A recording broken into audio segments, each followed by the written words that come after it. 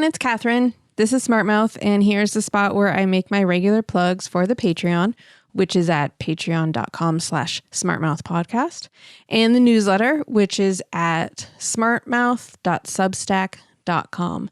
Thank you to everybody who's been joining and contributing and signing up. I really appreciate it. This week's guest is the author of Mad and Bad, Real Heroines of the Regency. And together we totally geeked out about so-called women's work in this episode. Also in the show notes, there is a link to the Smartmouth episode about champagne and a link to the book Bea recommends. It's called The Georgians at Home. Here we go.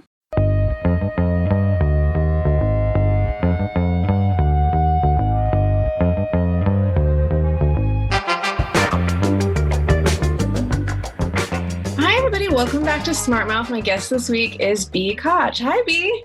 Hi, thank you so much for having me. Of course. Thanks for coming on the show. I read your book and I really enjoyed it. It is called Mad and Bad, Real Heroines of the Regency. And first of all, I just want to say that maybe this is like a lapse in my knowledge, but I didn't realize that Mad, Bad, and Dangerous to Know didn't come from like the 1970s.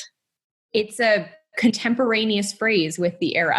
Yeah, that's amazing. Yeah. It's like such a badass thing to say, and you don't think of that because when you think of Regency England, you think of Jane Austen. Mm-hmm.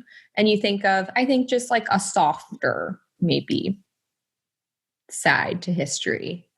Which, you know, is very romanticized, like ballrooms and white muslin. And I love that stuff. But the real region's a lot racier. Yeah, that is the thing. So, okay, I think maybe because Jane Austen presented herself as a more delicate lady, but what you show us in this book is that, first of all, everyone was banging everyone. One of my favorite facts about the early 19th century. That seems to be one of the linchpins of the culture, is just banging as many people as possible. Well, I do think that it's just like this interesting moment because like there's this loosening of morality in the royal family and obviously the Prince Regent. Right. Yeah. With literally everyone. His friends' wives, their daughters, their mistresses, the actresses, just like whoever's around. George probably slept with them. Do you think he had a problem? I think he was raised, so his parents kind of notoriously had this, they were very close and they had a very close relationship and they had, I think it was like 12, so many kids. Yeah, so many children. And we're talking about King George III and Queen Charlotte, right? Yeah. So before the fourth. Yeah. And he was the one who lost the United States, King George III. He did. Well, he had he had an illness. So like the way we portray him is kind of sad when you think about his later life, which was really quite like horrific. Not that he was a good person. I wouldn't say that, but he did really suffer later in life from probably was like a blood disorder they thought he was going mad. And so it was like the madness of King George. His son took over, became regent. That's why we call it the Regency, because there was a regent in charge. So he had a bunch of sisters, a bunch of brothers, and they were all raised with their mother, and the mother and father like kept the sisters there at home for like a really long time. They didn't want them to get married. And there was just this kind of like idyllic family, like we're all so happy, but like no one was happy. The daughters were miserable. The sons were like running off to serve in the military, whatever, get actresses pregnant. So I do think his later life is absolutely a reaction to his childhood. Okay. And the way he saw his sisters and brothers raised. Okay. Because he just wanted to party. It was just all about partying and pleasure. And he was actually, in effect, a good patron of the arts, right? Because it was all about partying. An ethically driven guy. It's so interesting because he's also like kind of grotesque in some ways, but he loved beauty of any kind. Now, beauty is subjective. It's not. So he famously built like this pleasure palace, the Brighton Pavilion, which is one of the ugliest structures, in my opinion, but he loved it and was very proud of it. Yeah, he's just a really interesting dude. Yeah. Yeah, and so I couldn't tell, and maybe you would have more insight into this, the pleasure culture of the Regency. The feasts were incredible. They're like actually really shocking to modern day people to learn about these feasts. One example is just that when you talk about the first course and the second course, nowadays you're talking about one dish and then a second dish. But in the Regency era, the first course was like 12 different dishes and the second course was like 12 different dishes. And that's just how they did back then.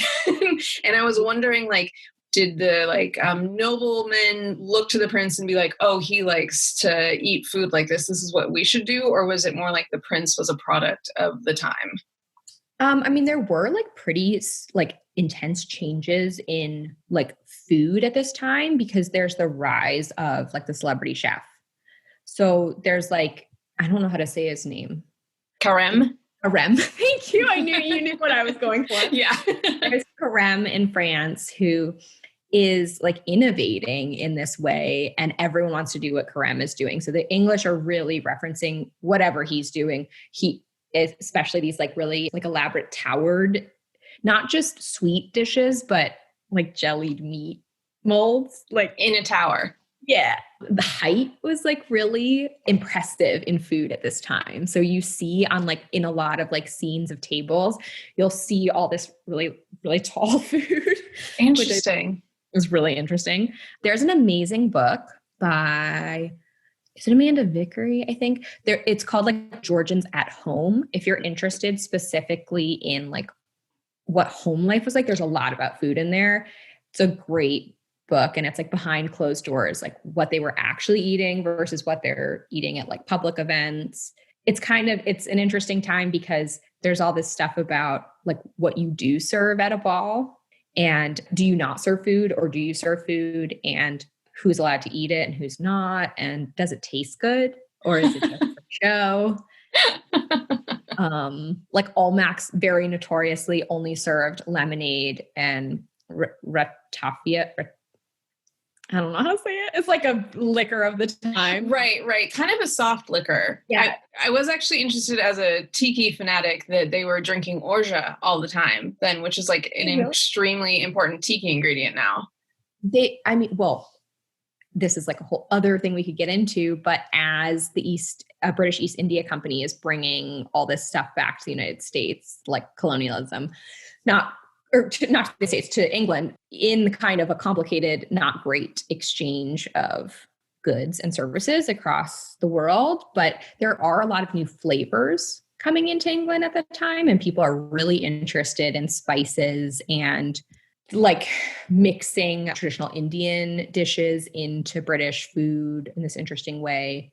People are opening restaurants and hotels, and they have restaurants in the hotels. And some of those restaurants are catering to international clients. So they have international dishes on the menu. So the idea of like just this British like steak and ale pie kind of thing it's not actually accurate. Like they're eating all kinds of crazy stuff that we like you say today that are like really popular today. They had it in the 19th century. Yeah, I did notice that a lot of the recipes called for a lot of nutmeg. And I was like, they must have just been really excited about nutmeg. Nutmeg is cinnamon. Yeah, like any spice that adds flavor. As they do. I love British food. I hate to be so down on traditional British food. Like I will always eat a jacket potato like a monster person. Put the mayonnaise and baked beans right in there. But yeah, 19th century flavor, spice, like garnishes became really like, especially in the Victorian time, like candied florals became really big in desserts and stuff, like both inside and then like decorating it. The people were very into natural, like the Georgian period, it was very unnatural. And then from the Victorian period, they were like trying to make food look like, sometimes you'll see like pheasants, like a full pheasant, like all dressed up. Right. Which is weird because it's actually kind of a callback to like the early Renaissance. It's very Tudor. Yeah. Yeah, which I think food is cyclical. I think the fashion trends in the Regency are fascinating too, because they do honestly like interact with the food trends in this really interesting way. Because Regency, obviously, we see the empire waist become so popular, and women felt like it was more comfortable to wear during dinner. Yeah, you ditch the corset and all of a sudden you can actually partake of dinner. A lot of them were still wearing corsets under this. Oh. Or they're wearing corseting. Maybe it's like a little bit different, but smaller underwear. Yeah, like it's not quite as, it doesn't poof out. It doesn't have the pom like anything to make your hips look wide, but they're still trying to get that really classic column shape. But there's totally like people in the Regency, like who were gourmands, like that becomes kind of a noted thing about someone's personality. Like maybe they love food or eat a lot of it and maybe are overweight. And so that becomes like a part of their public persona, I think, in this interesting way. Got it.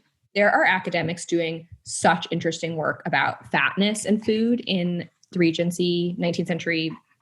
I just saw on Twitter someone talking about it. I was like, oh, I want to read that paper.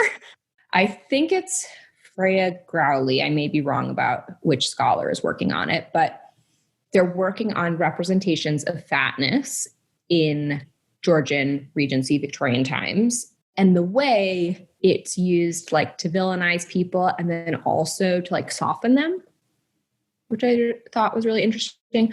The Prince Regent was notoriously an overweight man, and it was both like a thing that they used to make him seem overindulgent and excessive, and then also like Father England, and like to soften him in this other interesting way. Interesting. Sorry, I went off on a tangent. No, I love it. I love those tangents. Another thing too about, because I was looking at so many caricatures, and when they were drawing young or whatever, attractive woman, I did notice that there was like a highlighting of the vaginal area with how they draped the dresses in caricatures. And I was like, I think it is so true that every generation thinks they invented sex. And I was like, you know, you can like every other generation going back to the beginning of time, like you can find that people, I mean, that to our society is scandalous. I thought like the way that which they drew women's dressing so that like it was all eyes to the crotch. I was like, oh, I feel scandalized here in 2020. If you look at pornography from this time period, yeah, it will really scandalize you. It is raunchy and like revels in the human body in a way that I think maybe modern society is like a little bit more embarrassed about, like the way human bodies work, especially like American pornography. Like it just has that puritanical, like the way we view it, maybe not the actual pornography itself, but like, ugh, gross. Don't show me X, Y, and Z. Whereas like that's a big part of pornography from the 19th century is like showing stuff that I think we would think is gross, like human body fluids. Oh, that kind of thing. Interesting. Okay. And there's a lot of discussion in like erotica from the time about smells. Oh my gosh. Yeah, Matilda is offended. You mentioned the pavilion in Brighton, and you mentioned Carême, who was the chef from France, who kind of interestingly was abandoned by his parents during the French Revolution and just like apprenticed himself out as a child, and then became this world famous chef who was brought all around the world, not all around the world, but like he went to Moscow or St. Petersburg for one day because he was supposed to be the Tsar's chef. And he was like, yuck, I don't like it anymore. So he left, and that didn't ruin his career. So he really must have been something. I really think he was. I think like everyone at the time talks about him in this really interesting way where he himself was a very influential person, like beyond his food, just like people wanted to listen to him and hear what he had to say. And I think at a time where pleasure is so paramount, of course, like the man who makes the most delicious food would be important in this other way, where he would literally be, like you said, be able to go to Russia and be like, I don't like this, I'm leaving. Are you kidding? I know. Like, people were killed for a lot less than that, but they couldn't kill him because his celebrity was, I don't even know if they wanted to kill him. I'm like, he just had a presence. What I love is, so in the book, there's a chapter about Jewish women and Judith Montefiore, who wrote the first English language kosher cookbook. And in her introduction, she mentions Carême alongside a number of other famous chefs whose names I don't think have like stayed with us throughout history quite as much. But she basically says, I'm no Carême. But what he's done is written cookbooks and shown us how to do some of his techniques. And I'm going to do the same thing for Jewish cooking.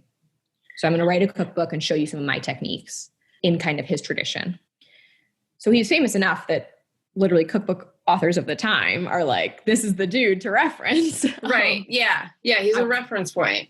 I want to tie myself to like that, what's going on over there. Even though her cookbook is for a home chef, it's like very, very, it's supposed to be very accessible in a way that like Carême is maybe fancier. Right. Yeah. And so speaking of which, in your book, you do have a chapter on Jewish women, and it is focused just on England. So that's the focus of this episode too, is about Regency England in particular. And I thought that one of your points, not just for that chapter, but for a lot of the women that you discussed, was that people aren't interested in researching the things that they don't care about. So the fact that we don't hear a lot about the accomplishments of women of that era, that we apparently as a culture really are resistant to the idea that there were people of color in England and that there always have been, people get real upset about that. But it's just because the academy itself is kind of racist and sexist. And so they don't look for any of that.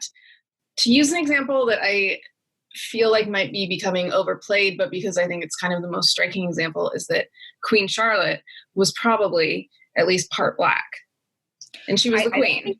I don't think it's overplayed at all, because people underplay it all the time. They're like, oh, well, it's like a distant relative. It's like, this is a royal woman. You don't think those people were counting every single ancestor and like noting their lineage? That's how they're royals.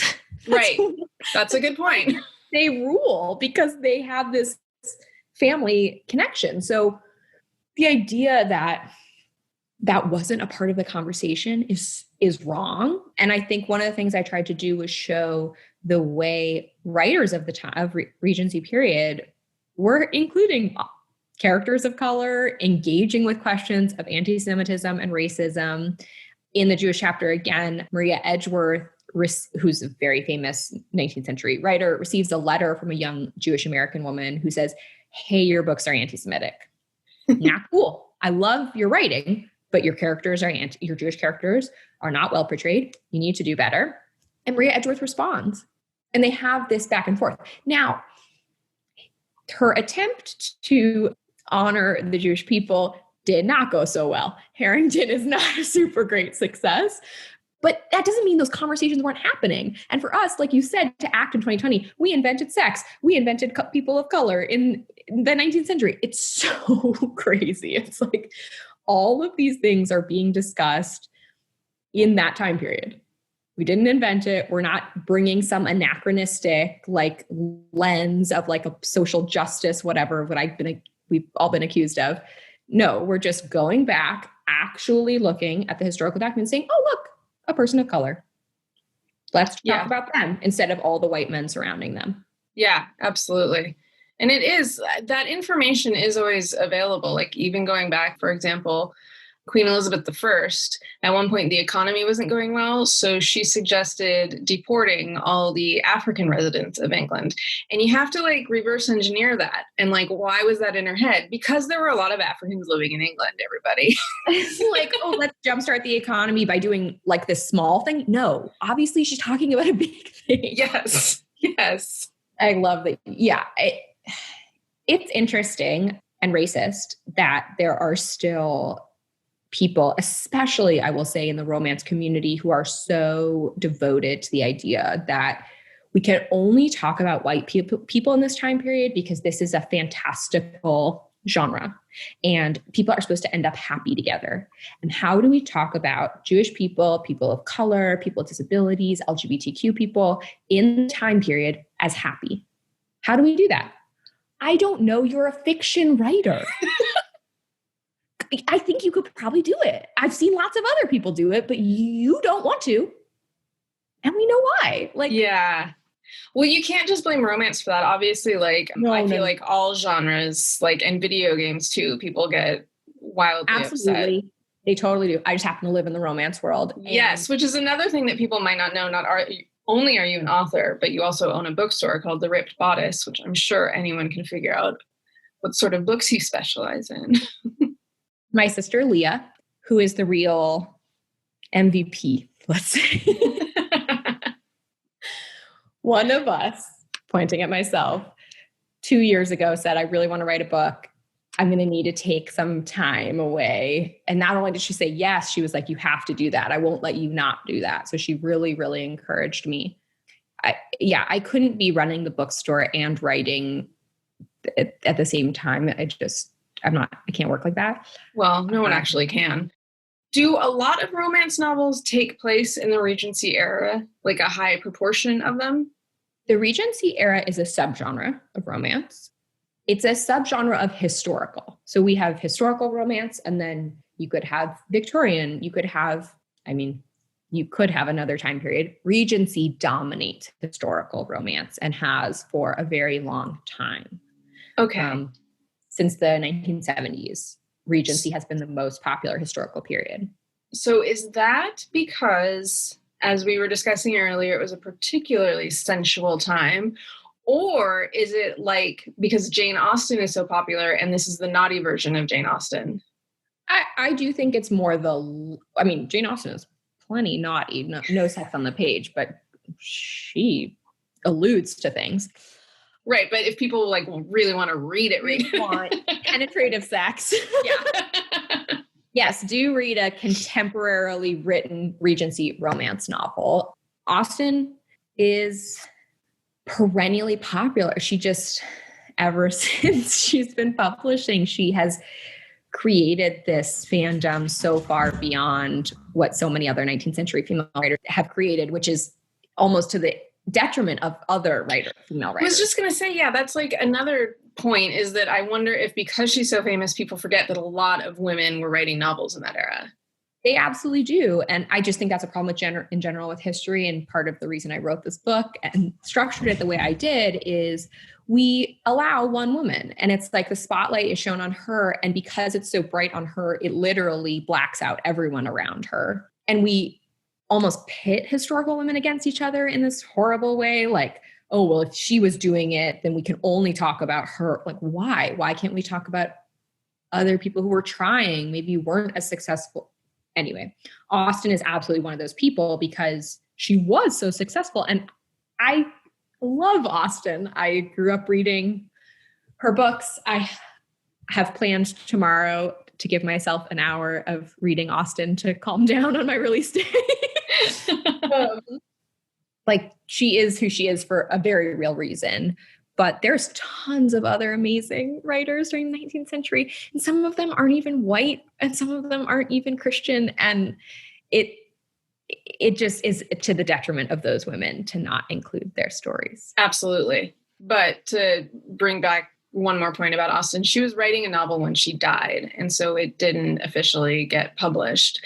But one of the characters in it was a Black woman, and I wondered if, of course, this is just conjecture, but maybe if that book had been finished and published in her lifetime, because I feel like it's sort of in the popular mind not really considered part of the canon as much. I think about this all the time too. I love that you brought it up and especially now that Sanditon is on our TV screens, it's like, would we think differently about people of color in the 19th century if we had a canon Austen book with a West Indian heiress on the page? I think yes. With another woman you talked about, Dido Bell, who was a Black woman who was a lady of British society. And there's a movie called Belle that came out a couple of years ago that tackled the topic, probably not entirely successfully, but it probably also a good thing for people to know about. Right. I just people always will be like, oh, do you love The Duchess? Like, yes, I love that movie so much. Belle and the Duchess are really, like, to me, companion pieces. And one has been thoroughly accepted in our, like, historical community. And then Belle is just not talked about as much, is not included in lists of movies about the Georgian and Regency periods. It's like it's its own thing, which it's not at all. It's like a super period piece about the Regency that happens to center around Dido's story.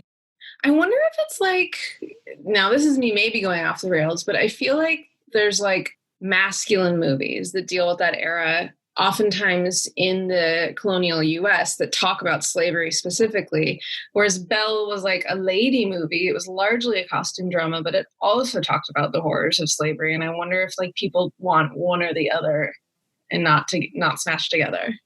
Yes. I mean, not to go back to romance, but this is a continuing conversation in the romance community about whether or not you can have these brutal depictions of slavery paired with a romance, or does the romance like take away from the importance of discuss, which, like, there's tons of brutal stuff in romance. So I absolutely think if you want to read a Civil War romance, I would recommend Alyssa Cole.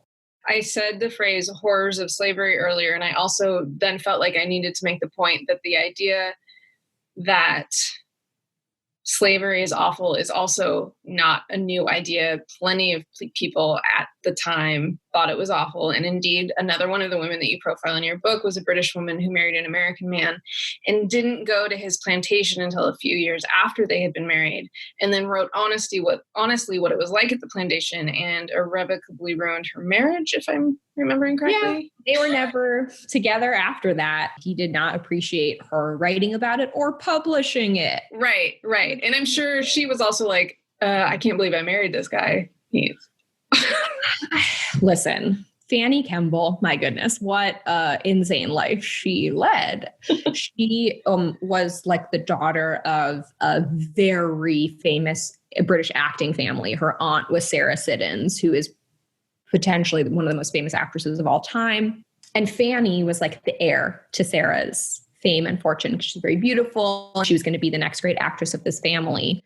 She did fall in love with an American man who owned not a couple, like, not that this would be, he owned slaves. He was one of the largest slave owners in the United States. I don't know that Fanny knew what that meant, or like you said, like, she knew slavery was horrible and she didn't support it until she saw it with her own eyes. I don't think she fully understood what she had married into, and then decided that she couldn't be a part of it. You know, Fanny's story, like everyone else's, gets a little romanticized. And I would say Fanny gets like a little bit more credit than maybe, like, on the one hand, she did do all of this and it's really important, but she also stayed like amicable with her ex-husband so that her daughters could receive their inheritance. Yes. That's what that inheritance was. Right. It wasn't slaves. Her husband was forced to sell all of his slaves, but it was the profit off of the sale of human people. So, like, good on you for publishing that and saying how terrible it was. You needed to go a couple steps further. Yeah. And I think that's, like, in 2020 hindsight, we can say that like pretty easily. But Fanny's definitely, like, there's plenty of women in the book who were anti-slavery abolitionist activists, not just like passive abolitionists, true fighting for the rights of everyone. Some of them from like a perspective that I think we would agree with now. And then some of them with this very Christian, like the noble savage, very racist idea that we need to make everyone Christian. And there's this nobility to people who are native to a land, and we need to harness that nobility. It's bad and colonialist and racist. Yeah. But speaking of that, so there was a convention in England that was an abolitionist convention, and a lot of women wanted to join, and all the men said, no, you can't be part of this. And I think that speaks to Another problem of how we research history was that just because women weren't officially involved in things or officially named in things doesn't mean that they weren't doing the work. And on Smart Mouth, I've talked a lot about how I believe that like the industrial boom of the mid 20th century actually took away a lot of the work that women had been doing. My example is always washing machines. So women didn't have laundry to do anymore. So they were like, okay, I'd like to get a job now. And all the men were like, what happened? Laundry. Yeah. But it actually seems like the same thing had happened 150 years prior in the early 1800s, where again, there was an earlier boom of industry and a lot of specialized skills were now mechanized. And so the idea that women, that it's traditional to not have women working outside the home is so untrue. It's just women have always had jobs, but industry, for whatever reason, seemed to take away the jobs that women specialized in. I think it's like a ye olden times myth, which is like my kind of like general history myth. Like, oh, women didn't work.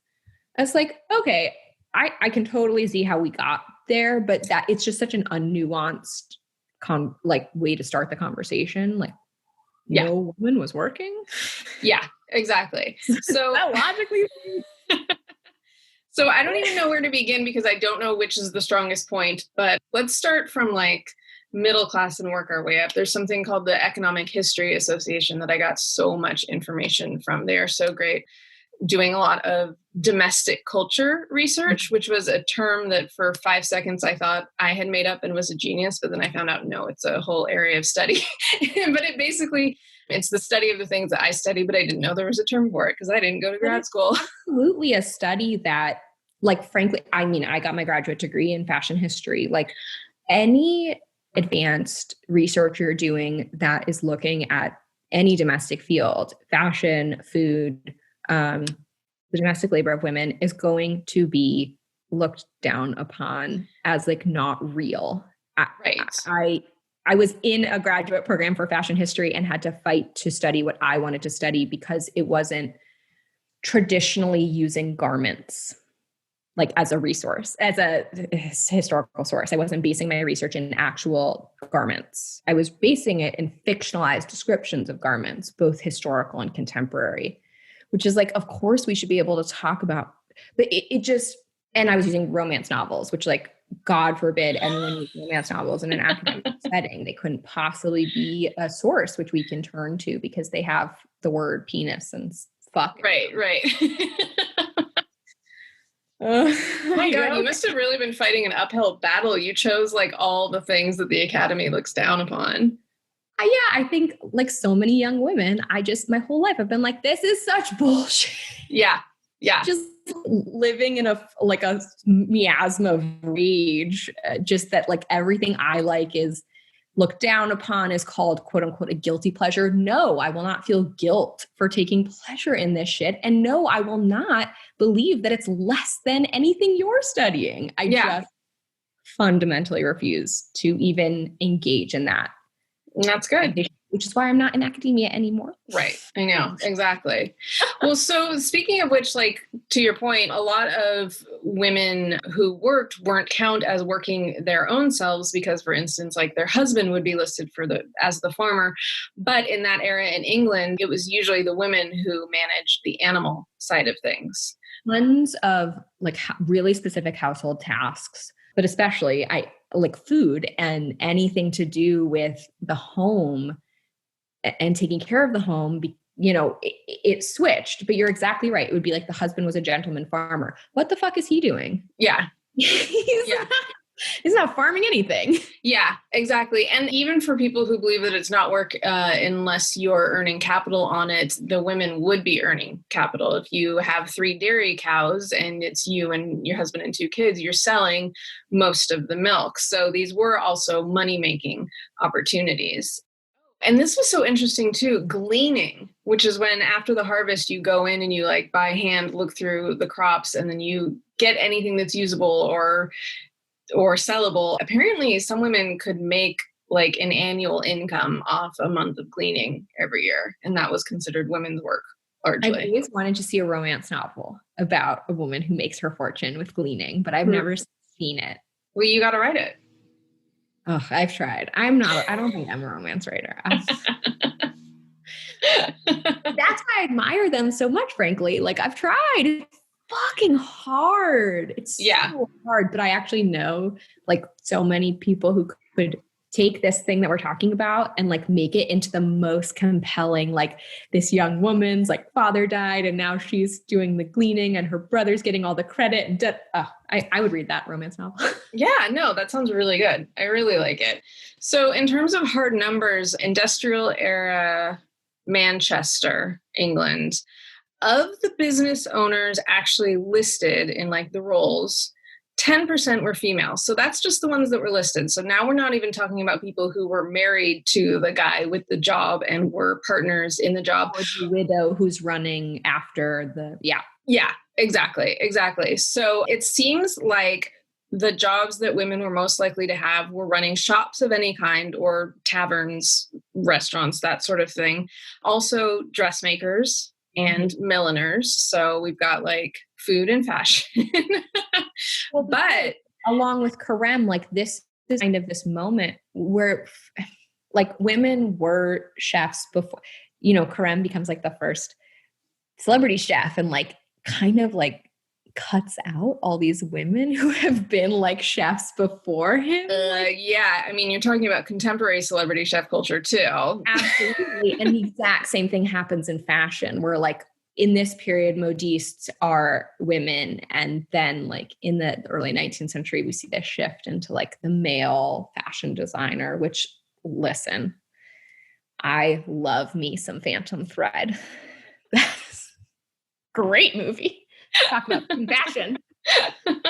But Charles James, like the people that it's based on, that it's again this shift from women's work into like, oh, now men are doing it. Now it's like important and we can talk about it as an art form and like, oh my God, these genius designers, who was doing it before them? Yeah, exactly. Precisely.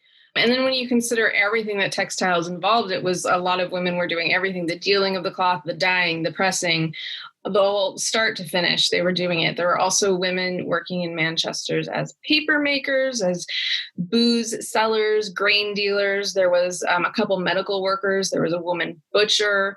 In 1846, so a little while later, on the rolls were 6 lady blacksmiths and 6 lady machinists. Nice. Yeah, exactly. So also earlier in the 18th century, apprentices were apprentices. So women were also apprenticing in things like carpentry, rope making, silversmithing. So again, the people in the academy don't care to talk about women in the trade, so they don't. So we don't know about it. We don't talk about female ambition in history a lot, especially exactly as you said, like an apprentice and a master mentor and like that relationship. So my book does tend to focus on upper class women rather than middle class or lower class women. But even in these upper classes, I tried to do my best to highlight any example I found of ambition, like anything where someone says like, I am proud to be told constantly that historical women had no ambition. It just never sat right with me. I never understood it. I never believed it. So anytime I see a woman like, I always think of the example, I mean, there's so many examples, but Caroline Herschel was an astronomer. She discovered many comets in her lifetime, and her brother was also an astronomer. And Caroline became an astronomer because of her brother, which is fact. He absolutely chose that for himself, and then she had to learn it to keep working with him. That doesn't mean she wasn't ambitious for herself. That doesn't mean she didn't believe in her own abilities. And when her brother was off doing other things, she would still search for comets herself.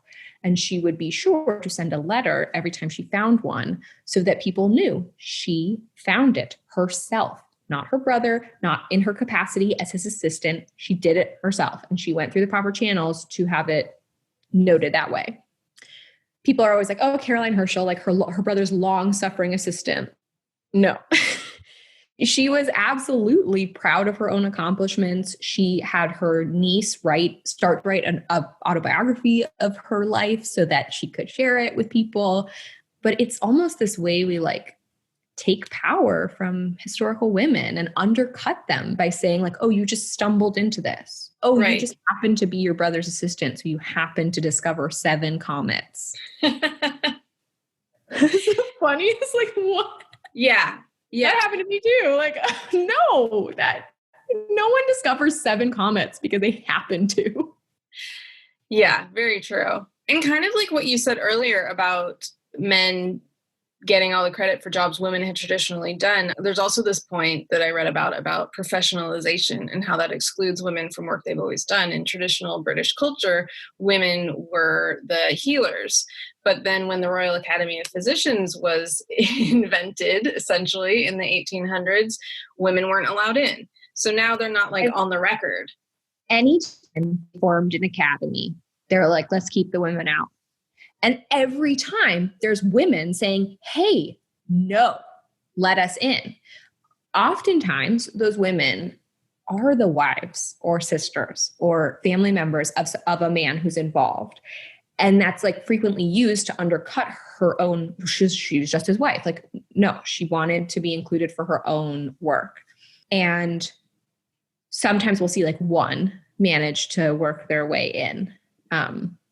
Like that happened in the Academy of Artists in England, and they let like a couple in, and then they like were like, no more. That was enough. That's the quota. But anytime men are like, we're doing something serious, they just immediately start cutting out women. Yeah. Yeah. And then ultimately, when you consider the fact that at the time, according to law in England, women didn't have a legal existence, which means they could neither sue or be sued, among other things. So you also have no business protection whatsoever. So it's a double uphill battle. And then in the upper class, it's like if you marry, you take your husband's name, every single thing that's yours becomes his. And we saw women cleverly fight against that. I think Sarah Villiers, I don't know how to say her name, is like such a great example of that because she was an heiress to a bank. And she was like, fuck this. I'm going to run this bank. My husband is not going to run this bank. And she stayed on the board of directors for her entire life. And she made her husband take her name. Yeah. Yeah. I thought that was so great. And, you know, he did it because he knew ultimately who the boss was. I know that we're like loath to give wealthy aristocratic women credit for much, but there were some women who also, like, we also act like hyphenated last names are a new thing, but they're not, because lots of women who came from higher status than their husband to be were like, we're combining our last names because my last name is the important one here. And a lot of them were hard workers. Again, aristocrats, I don't have that much sympathy for them, but just to put it into context, an estate was sort of like a very tiny town. So you're kind of like a city manager, and you're in charge of the buying of, not of land, so people don't think it's important, but you're buying everyone's clothes and their medicine and their food. And you're also, in that era still, states were largely making all of their own products. So it was deciding how much bread to be baked, how much alcohol to be made, which herbs to go in which medicines. It wasn't, I'm sure there were many ladies of leisure, but I don't think that they all actually were. Yeah, I think we like truncate, it's like, it's this very small, but there's so many different levels of aristocracy and like so many different levels of wealth. And you might have a manor house, but still have to work very hard, like you said, to literally choose every single thing that the manor house is making and oversee all of that. And however many servants you have and your children and your husband's career, whatever that is, helping in parliament or whatever he's chosen to kind of put his attention to. It's definitely a time where women are also like so going so far beyond what is expected. Like honestly, all time periods like that. But like I think specifically there was a widow who took over her husband's brewery and then like made it into one of the like biggest breweries in England. That's the story of a lot of the champagne wineries in France. Exactly. Veuve means widow, so every Veuve brand is a widow's brand. Yes. And she was just smarter than her husband because she like cared more about people. I don't know how to say it otherwise. Interesting idea. She just like cared more about her workers and made all these kind of like changes into the way the workers were treated so that people worked harder because they were being treated better. Is that altruistic? Nah, you know. No. It's complicated. But I mean, current day United States could take a few tips from that line of thinking. Wouldn't that be interesting? Yes, it would be interesting. So I was trying to think of a queen of that era that I would want to be, and none of them. Still, the queen of England that I would want to be would be Anne of Cleves. I'm serious. She had the best. She was in and out, and then she lived in that beautiful house, and she just did whatever she wanted. Yeah, exactly. For everybody who doesn't know, she was the fourth wife of Henry VIII, who neither had to have sex with him or get beheaded by him. He didn't like her, and she didn't put up a fuss, and so he was like, I'll move you to a different house, and he gave her jewelry every year for Christmas for the rest of her life. You'll be my beloved sister. Yes. You'll be my beloved sister. And she legit outlived everyone else. Yes. Ooh, I'll be a sister. In my beautiful home. First off, she was from like a poor German duchy. So it's not like she's like wanting to go back where she came from. She's like, cool, I will stay in England. I will eat all this delicious food and I will be an honored guest at court. She stayed out of all of the machinations of the kids. They all liked her, which is so interesting. Even Mary, because Mary was Catholic. Yeah. And you're right. She had the best deal. Thank you so much for talking about all these women in this era and also sex and sex jokes and all that kind of stuff. I'm so happy to talk about it. I so rarely get to talk about food in this way. It's like I'm obsessed with food in this time period and all time periods. So your book is called Mad and Bad, Real Heroines of the Regency. And your bookstore is called The Ripped Bodice, and people can find that. It has its own Instagram, right? Yes, we have our own Twitter and Instagram. We put up tons of recommendations. We also have a Patreon. If people want more personalized recommendations, we offer that. We are doing all kinds of virtual events. So check out our events page because it has everything up to date. Every Thursday, we have something called Historical Happy Hour, where I, on the bookstore's Instagram Live, chat with a romance novelist about one of their favorite historical heroines. And it's so fun. We drink a cocktail that I create inspired by the woman. Some of them more tasteful than others. Oh my God, that sounds so fun. It's really fun. We did Mary Queen of Scots last week. We had Rachel Hawkins, who's amazing, come and talk about Mary Queen of Scots. And we had a Scottish beverage. And we're off this week, but coming up, we have Kat Sebastian, Sherry Thomas, Stacey Reed, all kinds of amazing authors. So check us out on the Ripped Bodice Instagram Live. Awesome. Well, Bea, thank you so much. This was a delight.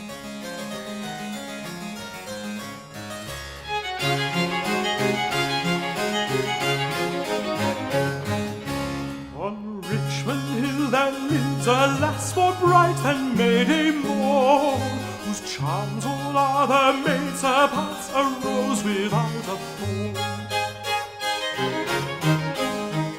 This lass so neat, with smiles so sweet, has won my right good will. I'd crowns resigned to call thee mine.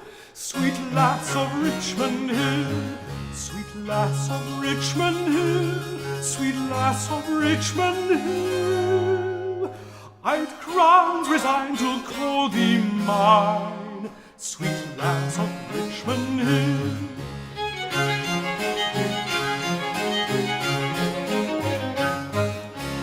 Ye zephyrs gay that fan the air and wanton through the grove, oh, whisper to my charming fair, I'd die for her I love.